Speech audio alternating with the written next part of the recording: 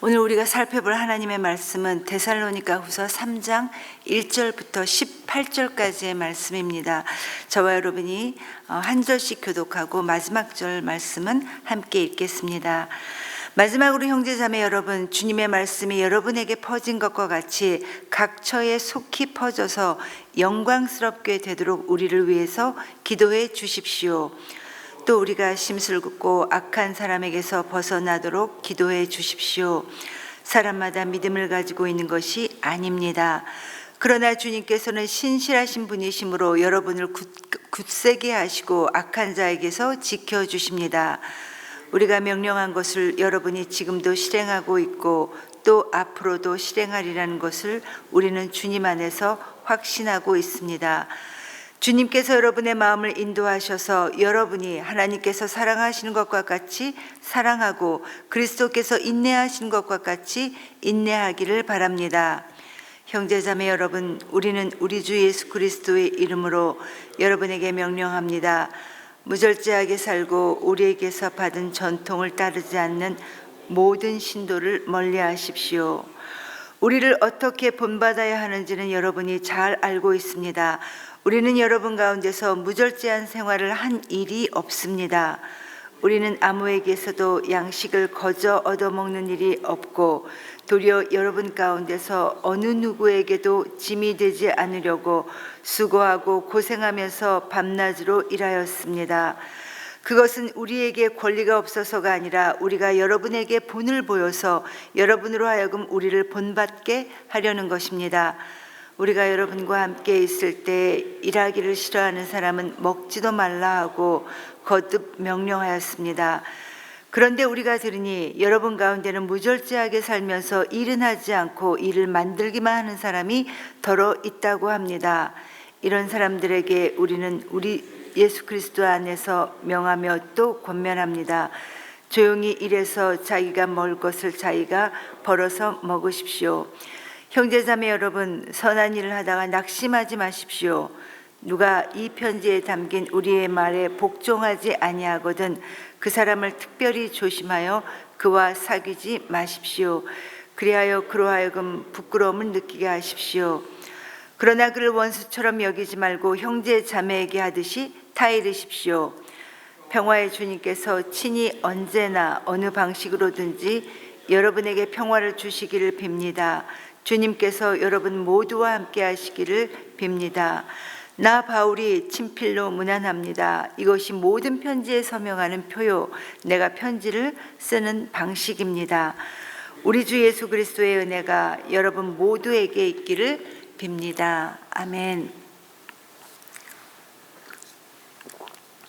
여러분, 오늘 우리는 데살로니가후서 마지막 장을 살펴보게 됩니다.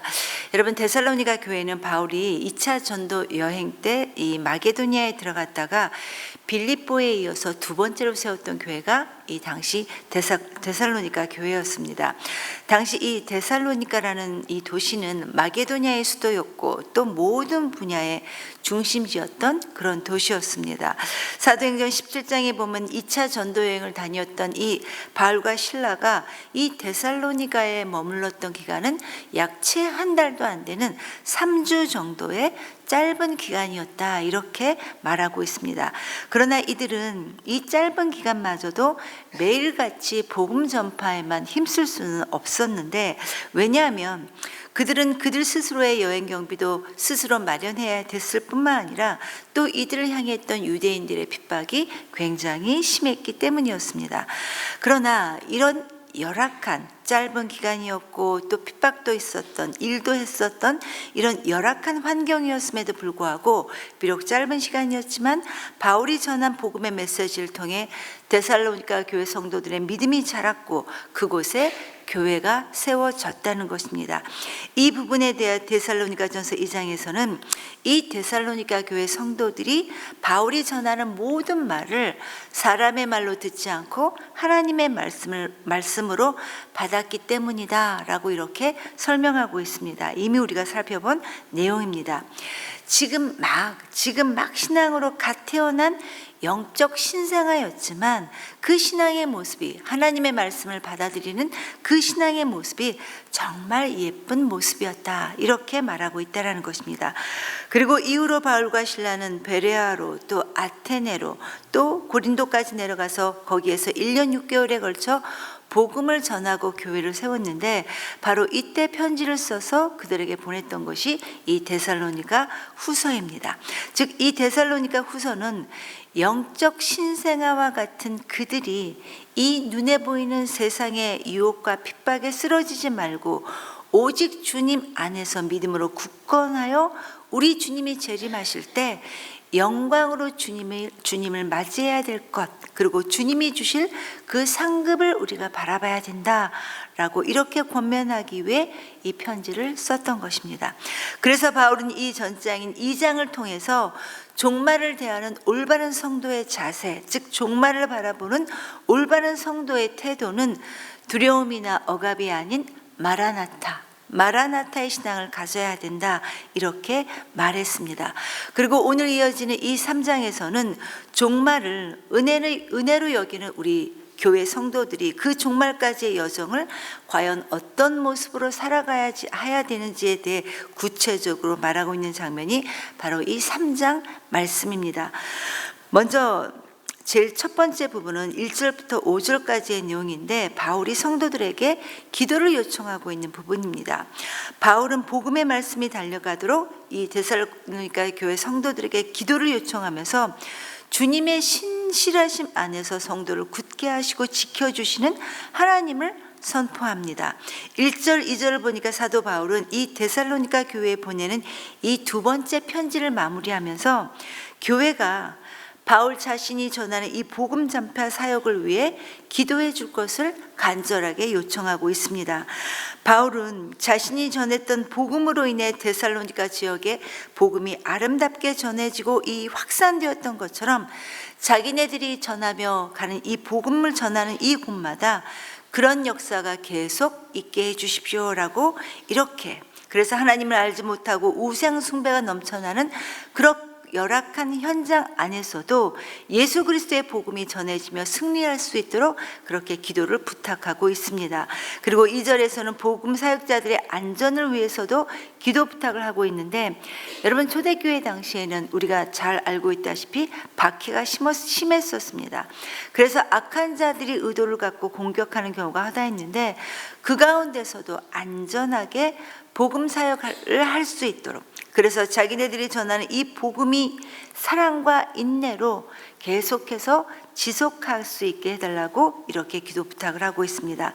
그리고 나서 그는 주님의 신실하심 안에서 성도를 굳게 하시고 지켜주시는 하나님을 선포합니다. 3절에서 말하는 주님께서, 신실하신 주님께서 우리 모두를, 성도를 지키신다는 이 확신 속에서 주님의 말씀하신 바를 우리의 삶에서 드러낼 것을 이렇게 말하고 있습니다. 그리고 이어 바울은 데살로니가 성도들의 마음을 하나님의 사랑과 그리스도의 인내로 바르게 인도해 주시기를 그렇게 기도하는, 여기까지가 1절부터 5절까지의 내용입니다. 그리고 두 번째로 6절부터 15절까지의 내용은 데살로니가 교회 성도들이 종말과 이 주님의 재림 앞에서 과연 어떻게 살아야 할지를 구체적으로 말씀하고 있습니다. 바울은 편지를 마무리하며 한 가지 당부의 말을 전하는데, 6절을 보면 당시 데살로니가 교회 성도들 안에 무절제하게 살고 있는 게으른 사람들이 있었다라고 말합니다. 이른바 그들에게서 받은 전통을 따르지 않는 사람들, 즉 바울이 전했던 이 가르침을 따르지 않았던 자들이 그 가운데 있었다는 것인데, 이러한 사람들을 멀리하라, 이렇게 권하고 있습니다. 여러분, 바울은 당시 사람들에게 종말이 가까울수록, 즉 예수님의 재림이 가까울수록 너희는 영적으로 깨어 있으되 우리 자신에게 주어진 모든 상황에 충실하면서 종말을 준비해야 된다라고 이미 데살로니가전서 4장 11절에서도 권면한 바가 있었습니다. 그런데 이 권면을 무시하고 게을르게 사는 자들과 어울려서 성도들과 가족들에게 피해를 끼치는 이런 무절제한 사람들이 있다는 사실을 디모데로부터 전해 들었던 것입니다. 그래서 바울은 이런 무절제한 자들에 대해 주님의 재림을 핑계대서 일은 하지 않고 게으르며 일만 만드는 자들이다 언급하면서 두 가지 사항을 제시하고 있습니다. 첫 번째로 12절에서 바울은 이들을 향해 이렇게 말합니다. 개인의 성실함을 강조했는데 일하여 스스로 자기가 먹을 것을 책임져라 이렇게 말합니다. 그래서 쓸데없이 남의 일에 참견하지 말고 다른 사람에게 폐도 끼치지 말고 스스로 생계를 꾸려나가라 이렇게 권하고 있습니다. 그리고 두 번째로 공동체의 질서인데 바울이 이렇게 권면했음에도 불구하고 만약에 듣지 않고 순종하지 않는 사람이 있다면 더 이상 그들을 따르는 사람이 없도록 하고 스스로 부끄러움을 느끼게 하라 이렇게 14절에서 단호하게 말하고 있습니다. 한마디로 공동체 안에 그런 자들이 있다면 징계해야 한다라고 말합니다. 그런데 15절을 보니까 징계를 하되 어떻게 이들을 징계하라고 말하고 있습니까? 원수처럼 여기지 말고 형제 자매에게 하듯이 타일러라, 사랑으로 타일러라. 즉 비판과 비난을 위한 징계가 아니라 그들을 다시금 세울 수 있는 그리스도의 사랑으로 권면해라 이렇게 말하고 있습니다. 사랑이 없는 진리는 냉혹해지고 무너져 버리게 되는데 그렇게 하지 말라라는 것입니다. 여러분 바울이 이렇게 자신 있게 그리고 단호하게 말할 수 있었던 이유가 자기 자신이 스스로 이런 삶을 모범을 보이며 살아왔기 때문이었습니다. 7절, 8절, 9절에서 바울은 데살로니가 교회를 섬기며 어떻게 하나님을 믿어야 되는지 몸소 본을 보여주었던 사람이 바로 이 바울이었습니다.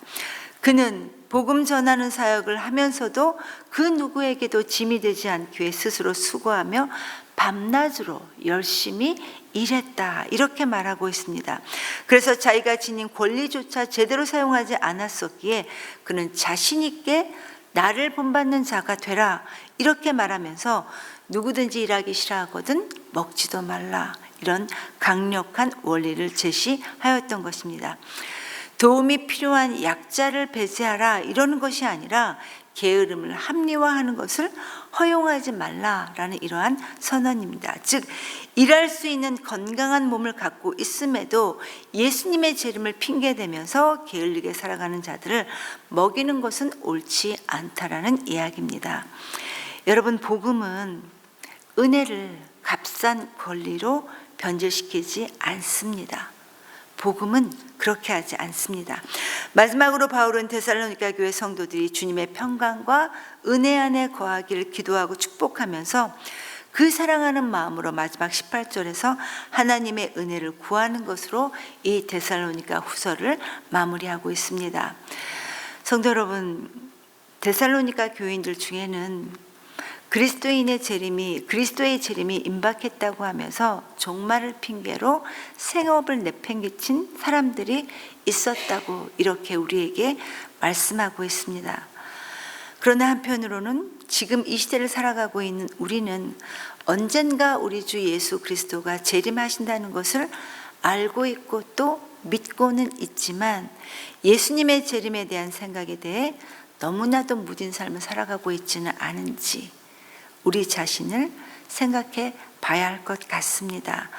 물론 우리는 말로는 그렇지 않다라고 말은 하고 있지만 그러나 마치 이 땅에서 영원히 살 것처럼 우리 모두가 살고 있지는 않은지 오늘 말씀을 통해 우리 자신을 살펴볼 수 있기를 간절히 기도합니다.